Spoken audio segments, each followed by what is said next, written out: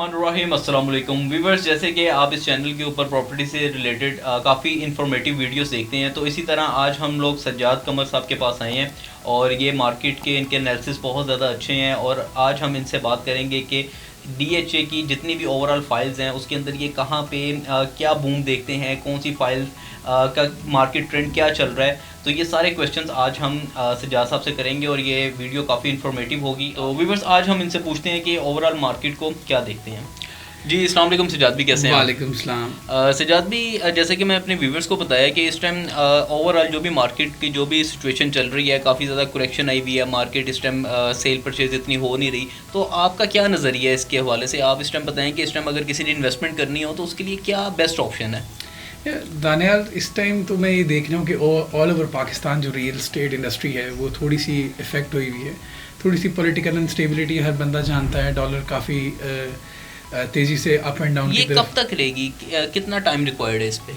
देखिए, हमें अगर इसकी स्टेबिलिटी चाहते हैं, इसका ट्रेंड अगर अपवर्ड की तरफ देखना चाहते हैं, तो हमें सबसे पहले थोड़ी सी इकॉनमी देखनी पड़ेगी कि हमारा डॉलर किधर आगे स्टैंड होता है। अभी देखिए फ्लक्चुएशन है ना, चीज़ स्टेबल नहीं है।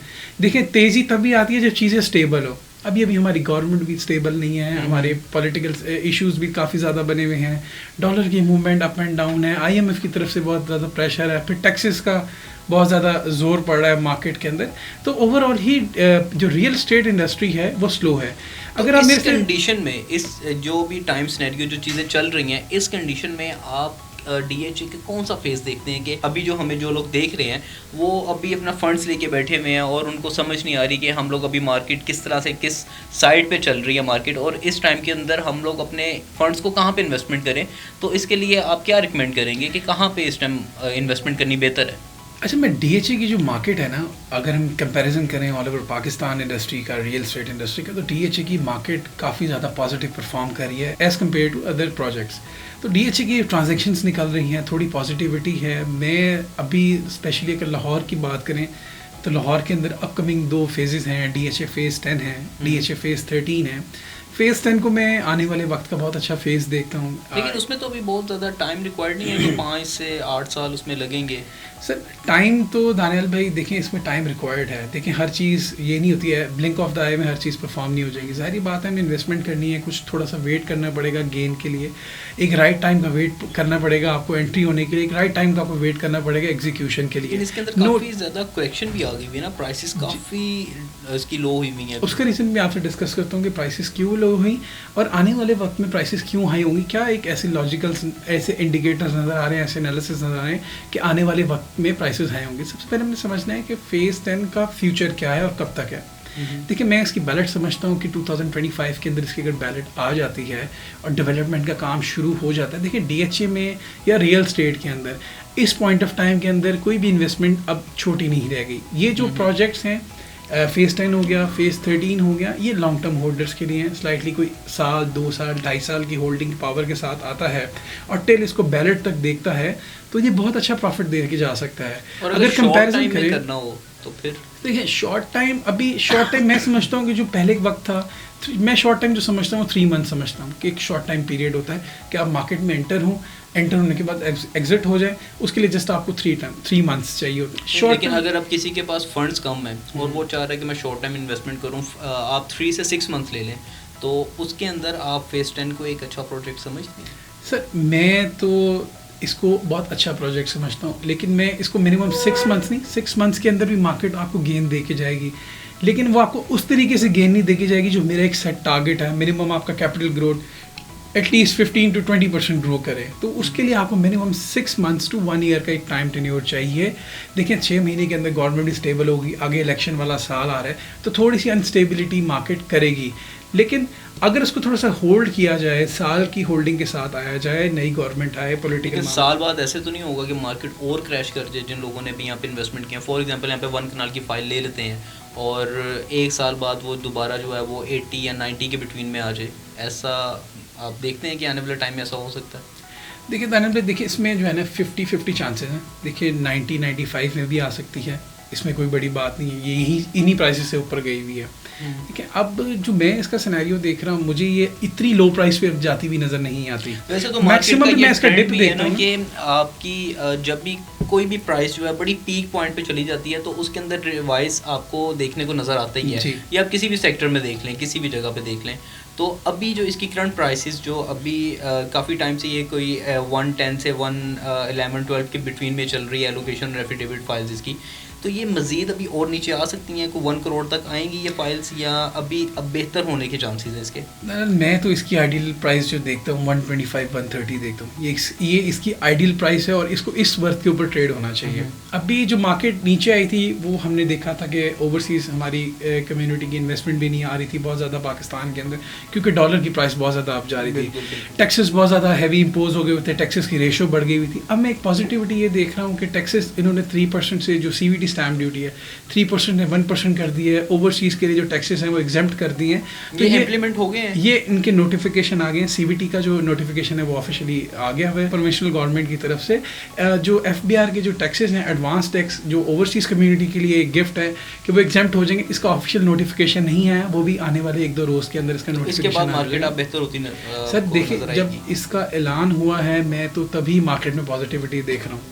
तभी अगर आप देखें तो लास्ट 2 वीक्स पहले फेस 10 इस टाइम 19, 17, 18 की ब्रैकेट 17 से 19 की ब्रैकेट में ट्रेड हो रही थी। जैसे ही एक डिसीजन आया CVT कम हुई तो मार्केट में अप्रॉक्सीमेटली 6 to 7 लाख रुपीज़ का इंक्रीमेंट लिया है। अच्छा, मैं अब आपसे इसी के साथ एक और क्वेश्चन करूंगा कि इस टाइम एक बड़ी मार्केट में हाइप क्रिएट हुई हुई है फेस 10 को भी लेके और फेस 13 को भी लेके, तो अब मुझे आप थोड़ा सा ज़रा फेस 13 के हवाले से थोड़ा सा अपडेट करें कि फेस 13 की जो हेयरिंग की डेट एक्सटेंड होती जा रही है और इसका लैंड कुछ डिसाइड हो नहीं रहा, तो ये क्या है? ये ऐसा तो नहीं होगा? काफ़ी सारी हमें कॉल्स आती हैं, वो पूछते हैं कि इन्होंने जिस प्राइस के ऊपर इसकी फ़ाइल्स इन्होंने मार्केट के अंदर इशू की थी, ये कहीं ऐसा ना हो कि ये उसी प्राइस के ऊपर जो है वो सब लोगों को पैसे वापस दे दें, और जो अभी ये मार्केट के अंदर ऊपर जो इसकी प्राइस की हुई है, जैसे कि आप मेरी बात समझ रहे हैं ना, जी 8-9 लाख रुपए में ये कहें कि जी आप अपनी फ़ाइल जो है वो DHA पैसे दे दें इन्हें और उसके बाद ये प्रोजेक्ट ही ख़त्म कर दें। तो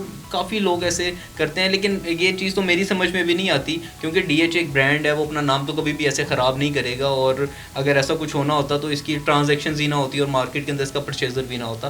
तो ज़रा इसके हवाले से ना थोड़ा सा आप अपने अल्फाजों में ज़रा थोड़ा सा गाइड करें कि क्योंकि इस टाइम मार्केट में ना काफ़ी पैनिक सिचुएशन क्रिएट हुई हुई है। अच्छा, जो 13 होल्डर्स हैं उनके लिए तो मैं यही कहूँगा कि अपनी फाइल्स को थोड़ा सा होल्ड करें। अगर इस तरह का डिसीजन DHA ने लेना होता कि जिस रेट पे उन्होंने फॉर एग्जांपल 9 लाख रुपए पे अपनी 5 मिला कैटेगरी लॉन्च की थी, अगर उस रेट पे इन्होंने वापस करने होते तो ये डिसीजन बहुत पहले 2017-18 के अंदर ये बात करने का मकसद सिर्फ इसलिए था क्योंकि 2-3 ऐसे क्लाइंट से उन्होंने हमसे ये क्वेश्चन किया था, तो ये स्पेशली उनके लिए मैंने क्वेश्चन आपसे किया कि ताकि उन जैसे और लोग होंगे जिन्होंने हमसे क्वेश्चन नहीं किया लेकिन उनके माइंड में ये चीज़ आती होगी तो उनको ज़रा क्लियर हो जाए।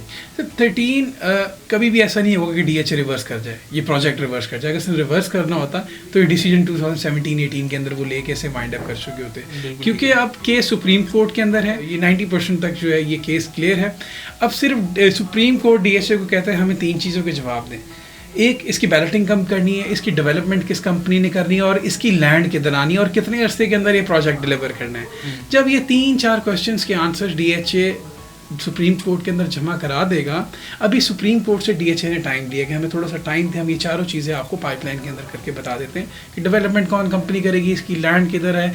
ये नहीं है कि DHA के पास लैंड नहीं है। लैंड से कितना टाइम इसको रिक्वायर्ड है? अभी कुछ 6 मंथ लग जाएंगे इन सब चीज़ों को या इससे भी कम? दानियाल देखें, अगर होने को नेक्स्ट मंथ हियरिंग में वो ये चीज़ें जमा करवा दें नेक्स्ट मंथ, लेकिन हेयरिंग तो सजाद भी आपके सामने है, काफ़ी टाइम से हेयरिंग की डेट एक्सटेंड कर रहे हैं तो लेकिन अभी ये जो मेरे क्वेश्चंस है ना, ये हमारे क्लाइंट्स के क्वेश्चन है जो मैं आपके साथ बिल्कुल ठीक है हेयरिंग की डेट्स आगे हो रही है। असल में DHA का ना इस प्रोजेक्ट को लेके अभी अपनी डॉक्यूमेंटेशंस कंप्लीट नहीं है उनके पास। जो अभी लैंड जो मेरे नॉलेज के मुताबिक है, मेरे रिसोर्सेज हैं, वो ये कहते हैं कि फ़ेज़ 10 के साथ कहीं जाके ये DHA फ़ेज़ 13 मर्ज होगी, क्योंकि इनकी जो ठोकर वाली लैंड है जहाँ पे पार्क व्यू सिटी कटी हुई है, वो लैंड में थोड़ी सी लिटिगेशन है।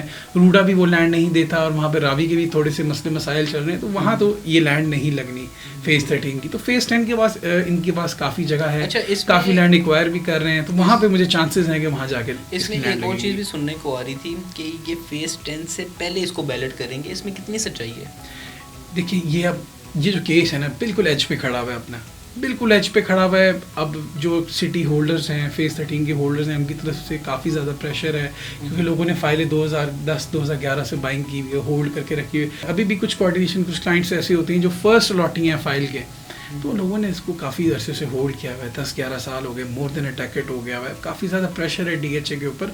डीएचए इसको प्रॉपर तरीके से कैटर कर रहा है। थोड़े से मामलात हैं लैंड से रिलेटेड फेस, क्योंकि इसकी फाइल के नंबर ऑफ फाइल ज़्यादा है मार्केट के अंदर। अभी डीएचए ने मेरे ख्याल से इतनी लैंड एक्वायर नहीं की कि हर फाइल को अगेंस्ट वो बैलेट करके प्लॉट दे दें। तो it will take some time. Ballot करेंगे, पोर्शन वाइज बैलेट करेंगे, 5 मरला के कुछ पोर्शंस को कर देंगे, फिर 10 मरला को कर देंगे, फिर 1 कनाल को कर देंगे। It will take some time. जब इसका डिसीजन आ जाएगा तो मेरे नहीं ख्याल से कि जो इस प्राइसेस के अंदर, जैसे फॉर एग्जांपल 5 मरला 3350 पे ट्रेड हो रही है, 10 मल्ला 51-52 के ब्रैकेट पे, केनाल 78-80 के ब्रैकेट पे, मेरे नहीं ख्याल से ये इस रेट्स के ऊपर स्टैंड करेगी। इसने मिनिमम भी जंप लिया ना तो ये फेज 10 के साथ जाके स्टैंड होगी। फॉर एग्जांपल फेज 10 इस टाइम 5 मल्ला 55 लाख रुपीस में है, 10 मल्ला अप्रॉक्सीमेटली 75 में है। जो केनाल है सबसे लो प्राइस 1 करोड़ 16 लाख रुपीस में। आप ये देखें कि डीएचए का ब्रैकेट हो, डीएचए का लोगो हो, और एक चीज़ इतनी लो प्राइसेस में सेल हो रही हो, सिर्फ उसकी यही रीज़न है कि अभी उसका डिसीजन नहीं है। जिस टाइम डिसीजन आ गया, इन सब फाइल्स के अंदर मिनिमम 1 मिलियन से मैक्सिमम 3 मिलियन का गेन है। बिल्कुल ठीक है, बिल्कुल मौजूद है। तो बाकी सजाद भी, हमारी वीडियो काफ़ी लंबी हो रही है, तो मैं लास्ट आपसे सिर्फ एक क्वेश्चन ये करूँगा कि इस टाइम इस मार्केट में ओवरऑल अगर हम सारे सेक्टर्स को देखें तो आप किस में इन्वेस्टमेंट करने का मशवरा देंगे? मैं तो इन्वेस्टमेंट पॉइंट ऑफ व्यू से मिनिमम 6 मंथ मैक्सिमम 2 ईयर्स, मैं आपको 3 से 3 फेज़ रिकमेंड करूँगा। फर्स्ट मैं आपको रिकमेंड करता हूँ डीएचए फेज 10, स्ट्रांगली रिकमेंडेड है।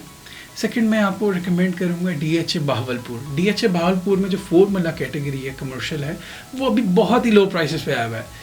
इसने बहुत अच्छा गेन देना है, इसने मिनिमम भी आपको अगर, लेकिन ये कुछ अर्सा पहले दोबारा इसकी प्राइस काफ़ी लो हुई थी और फिर ये जंप करके ऊपर गया था। और ये दोबारा फिर रिवाइज हुई है इसकी प्राइस। अच्छा, रिवाइज होने का हमने रीज़न देखना है कि ये रिवाइज क्यों हुई है। असल में पहले मिसाल के तौर पे फाइलें थी 100, अब वो 100 फाइल्स ऑलरेडी सबके पास चली डिलीवर हो गई थी। अब मार्केट में जब डिमांड आना शुरू हुई ना, तो इस वजह से प्राइसेस हाई होना शुरू हो गई। फिर डीएचए बहावलपुर ने नई लैंड एक्वायर की सेक्टर जी के लिए, तो नए एफिडेविट्स जो है ना मार्केट के अंदर आ गए। वो थोड़ी सी सप्लाई में ज़्यादा थी, मार्केट थोड़ी ही अनस्टेबल थी, डिप की तरफ आ रही थी, रिवर्स की तरफ आ रही थी। इस वजह से ये डीएचए बहावलपुर थोड़ा सा इफेक्ट हुआ है, स्पेशली 4 मरला जो कमर्शियल है काफ़ी ज़्यादा इफेक्ट हुआ है। अब मैं ये देखना हूँ कि 4 मरला की ट्रांजेक्शन भी आहिस्ता आहिस्ता निकल रही है। जैसे ये जो न्यू सप्लाई है फाइल्स की, वो अगर निकल जाती है, ट्रेड हो जाती है, तो दोबारा इसने गेन करना शुरू करना है। और इसकी ये प्राइस नहीं है जो फॉर एग्जांपल अभी 100 के 1 करोड़ में ट्रेड हो रहा है, तो इसकी मैं ये नहीं समझता कि इसकी ये एक्चुअल प्राइस है कि 1 करोड़ में आपको 4 मल्ला कैटेगरी आपको मिले। तो बड़ी एक अच्छी इन्वेस्टमेंट है 4 मल्ला कैटेगरी के कमर्शियल सेक्टर के हवाले से। तो मैं एक बहावलपुर रिकमेंड करूँगा, एक फेज़ 10 आपको रिकमेंड करूँगा। अगर थोड़ी सी होल्डिंग कैपेसिटी है तो आप फेज़ 13 को भी एक दफ़ा चांस लेके देखें। इससे जब आपका ओपन होने तो मिनिमम 1 मिलियन और मैक्सिमम 3 मिलियन के साथ जाना है। ठीक है, बहुत शुक्रिया आपके इतने डिटेल वाले एनालिसिस का। तो उम्मीद करते हैं कि हमारे जो व्यूअर्स हमें देख रहे हैं उनकी भी नॉलेज में काफ़ी ज़्यादा इजाफा हुआ होगा कि इस टाइम मार्केट की करंट सिचुएशन क्या चल रही है और मार्केट ट्रेंड्स कहाँ जा रहे हैं और आपने कहाँ पे इन्वेस्टमेंट करनी है। तो बाकी फ़र्दर इन्फॉर्मेशन के लिए अगर आपने इसके अलावा किसी भी फ़ाइल की इन्फॉर्मेशन लेनी है या आपने कोई फ़ाइल अपनी सेल करनी है या परचेज़ करनी है, तो आपकी स्क्रीन पर सज्जाद कमर साहब का नंबर शो हो रहा है, आप इन्हें एनी टाइम कॉल कर सकते हैं। तो इंशाल्लाह ताला ये आपको बेहतर तरीके से अपडेट करेंगे। सज्जाद भी आपका बहुत शुक्रिया, थैंक यू। तो इसी तरह इंशाल्लाह हम लोग न्यू ट्रेंड्स या मार्केट की जो न्यू सिचुएशंस हैं उसको लेके तो इनकी खिदमत में हाजिर होते रहेंगे। जी इंशाल्लाह। Thank you so much. Thank you so much.